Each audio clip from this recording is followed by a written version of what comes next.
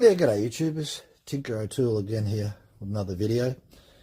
Today we're going to grind a tooth using the Stihl USG grinder with the 0.32538 wheel.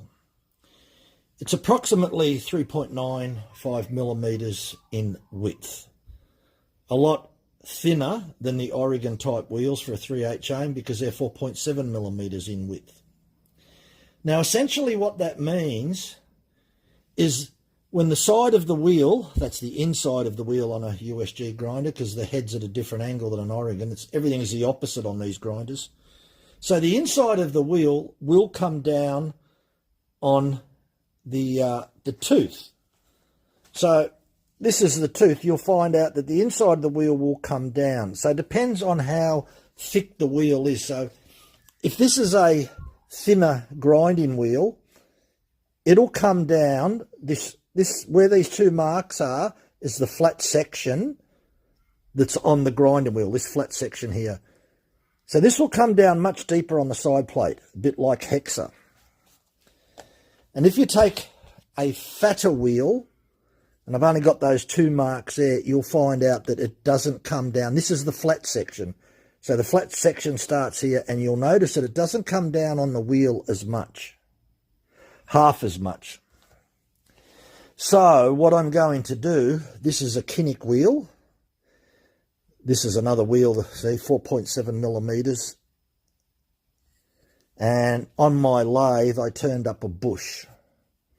Still uses 12 millimeters for the inside. This is 22.3 millimeters or something like that there. So that fits in there nice and snug.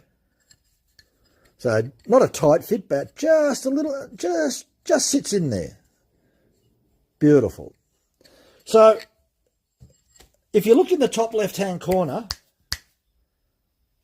there's a picture that I just ground about 5 minutes ago using this profile on this wheel.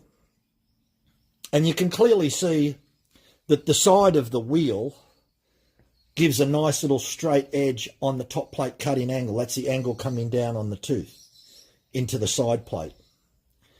A file only achieves, a file doesn't have any flat sections on it, so you can never actually get a flat section. And Hexa, being a span of 120 degrees, has a flat section going down the side plate and another flat section going down. So it's got a span of 120 degrees. So, yeah, it's like a V, a sideways V. And it's those straight sections that actually give it a lot of cutting power. So what we're going to do, we've seen the picture of the standard wheel that's on a Stihl USG grinder, which is, as I said, 3.95 millimeters in width. And we're going to put this one on there, and we're going to grind the same tooth that we just ground, and we're going to compare the side plate and what that looks like. So we put this Kinik wheel on, this pink wheel, and what we're going to do, it's 4.8 millimeters wide, and we're going to grind the same tooth that we did before, and we're going to look at the different profiles. So what I have to do, because it's wider, I need to back that off a little bit. Just got to get that right.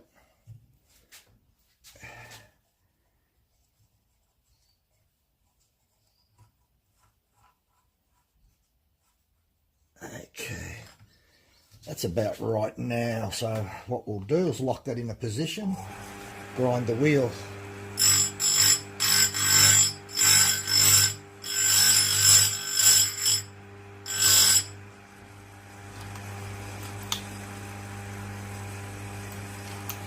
Check that a little bit.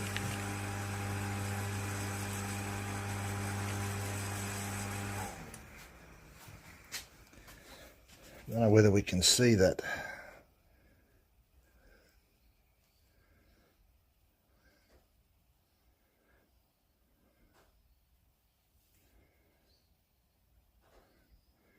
Definitely a different shape with the wheel. We'll get closer and take a photo of that. Okay, so we'll have a look. The first tooth that we've got here is on the Stihl grinder. And you can clearly see on the side plate here how the grinding wheel comes down on that side plate. And that's at a 60-degree angle. And I've checked it and it's spot on. This one here is on the Kinik wheel, 4.8 millimeters. So you can see that that angle, that 60-degree angle, comes down on that side plate about halfway. Comes probably down a little bit more than halfway on this one here. So yeah, very interesting. And then you look at the side plate there, right down the bottom of the side plate where it starts to get a little bit of a curve. Not much of a curve there, but it is a little bit different. Look, the main point is that the wheel and the profile of the wheel makes a big difference. And like I've demonstrated in this one here, if we can sort of zoom back out, that there's the edge where the red is. This is where it can make a difference. If the wheel's thinner, or yeah, if the thickness of the wheel, see this is 4.7. If the wheel's thicker, it can come down deeper on the side plate. And it depends how you dress it too. That's also very important, the way that you dress it. So an example would be that if you were to dress that with a smaller curve, the side of the wheel's going to come down on the tooth differently. You don't have to have it exactly like that. You can play around a bit, but certainly when you've got the side of the grinding wheel coming down on here, a millimetre or two is okay. Because that's what hexa is. That's exactly what hexa is. So I notice on the Stihl USG grinder it's a little bit more aggressive than the Oregon type grinder. Anyway, we'll look at the side plate because that's a great tool to use, the Stihl flat raker gauge, the constant depth gauge. We'll look at that because it's got the side plate cutout windows, and we'll look at the side plate and you get a good view of that. So there's the first one, which is on the Stihl USG grinder, and you can see the side plate quite clearly. And there's your 60 degrees, is what I was talking about. It's close enough to 60. And if we go up to the other one here and we place this on, you can see the 60 degrees as well.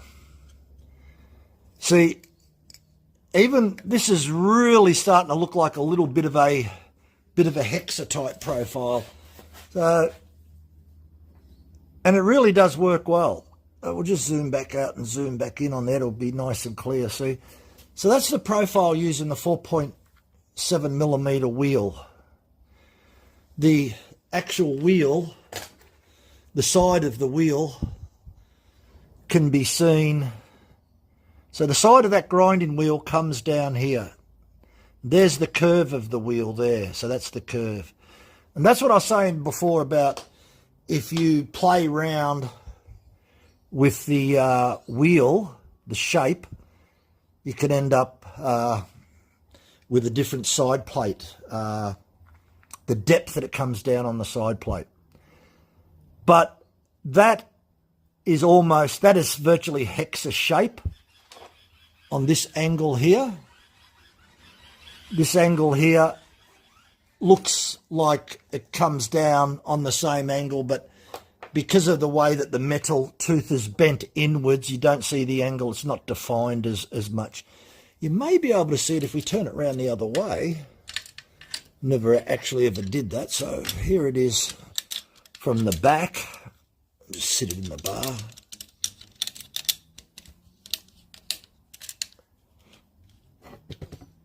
Just make sure that is the tooth. I'll go around the other side. Yeah, that's it.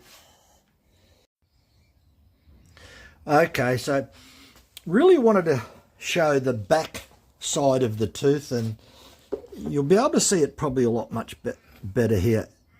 Now, if you look at that, and we'll sort of see if we can get right in there close, that you'll notice that the grind is really right under that top plate edge. You can really see how that angle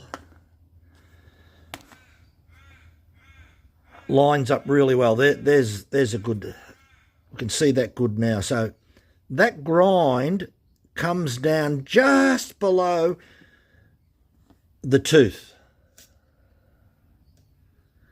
And that's what I'm looking for. Now, even if you look at Husqvarna's X-Cut, it does something very, very similar. It comes down on that angle like that there. There's lots of metal underneath that tooth, so it gives it great support. So that's what it looks like. That's probably as good as what you're going to get, and that's going to cut really good. Not much of a C shape in there, but honestly, in all the teeth that I've been doing grinding lately, this part down here is nowhere near as important as the first 2 millimeters right up here. This plate, this side plate, the distance from here to down the bottom is about 5 millimeters. So this is almost, I think I measured it. It could be 5.2 millimeters. This was almost 3 millimeters. It could have been 2.8.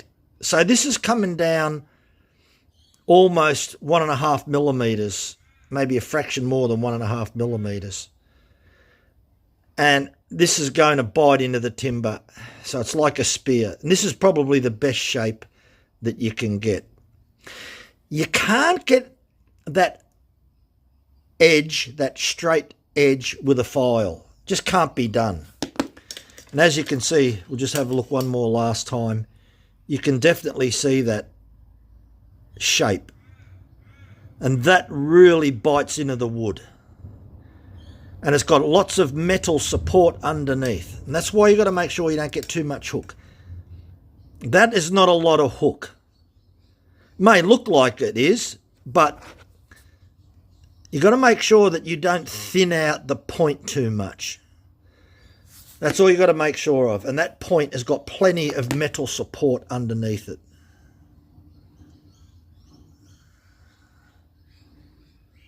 And that's it.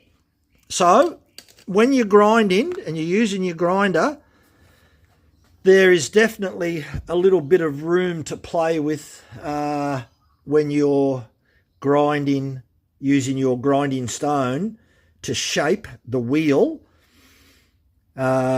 Yeah, so it's up to you which way you want to go. I like this type of shape rather than what a file leaves. A file leaves a C shape, and a grinding wheel will leave a little bit of an edge, a straight edge on here. It depends on the shape. Anyway, I hope this information helps. Thanks for watching. Bye for now.